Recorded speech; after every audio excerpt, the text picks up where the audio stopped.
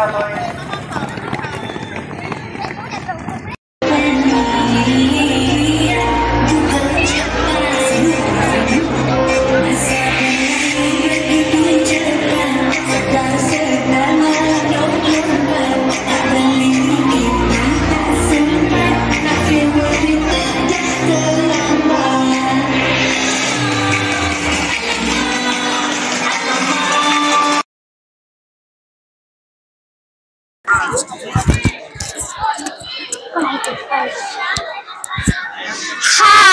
大家好，我们是 TVPSS。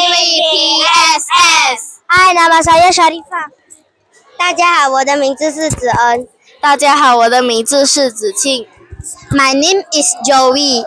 今天我们要采访的是校长、老师、家协以及同学们。看到学生们这么有活力，家协感觉怎样？大家好，我是家协财政 Vivi。今天在越野赛跑上，我看到同学们都很有活力，感到非常的开心。因为身为一个学生，除了他们的责任，除了考好成绩、好好学习，运动也是非常对他们也是非常重要的。有健康的身体，我们才能走更长远的路。看到学生们这么有活力，家协感觉怎样？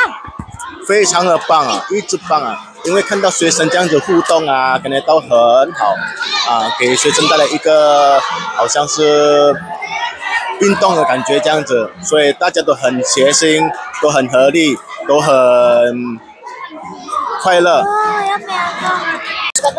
Hai, saya Sharifah. Saya dari TVPSS. Apakah perasaan Encik melihat anak Encik berlari? Perasaan saya sangat seronok dan saya pun ada join sekali tadi. Memang rasa seronok. Kalau boleh kerap diadakan lah. Bukan pemerintah desa saja, bukan bersama dengan parents. Memang seronok lah, memang seronok. Enjoy. How do you feel when you see your daughter running in the Merentas Desa? Okay, I feel proud of her because she keep on running, moving, and beside that, I keep on motivate her. Regardless win or lose, at least we participate, and so luckily she get number 3 lah. Congratulations! Thank you. I will overall very happy and proud of her lah. 校长，您觉得举办越野赛跑的主要目的是什么？主办越野赛跑的目的，主要是让学生有一个活动的空间、活动的机会，让他们的身心发展更加完整。不是我们在课业上而已，所以同学们要记得运动哦。谢谢校长。Okay, apakah perasaan kamu selepas berlari pada hari ini? Saya rasa berseronok dan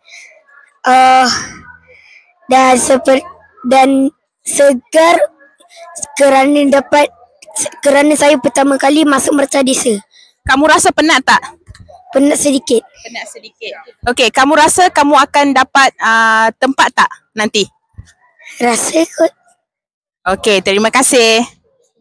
Okey cikgu, apakah objektif Merentas Desa pada hari ini? Bagi sekolah kami setiap tahun akan buat satu kali lah Merentas Desa kami untuk mencungkit bakat lah murid untuk mewakili sekolah ke pertandingan MSSD. Di samping itu kami nak murid kami sihat lah. Boleh buat senam, buat larian, lepas tu bolehlah mencerdaskan minda dan badan. Terima kasih. OK， terima kasih cikgu。跑完越野赛跑后，你的感受如何？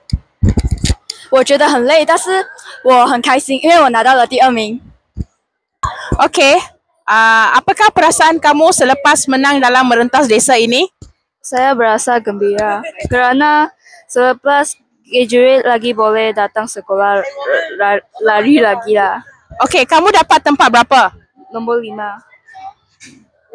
Wah, tahniah dia dapat nombor 5. Very good, very good. Okay, nanti tahun depan datang lagi tak? Datang lagi.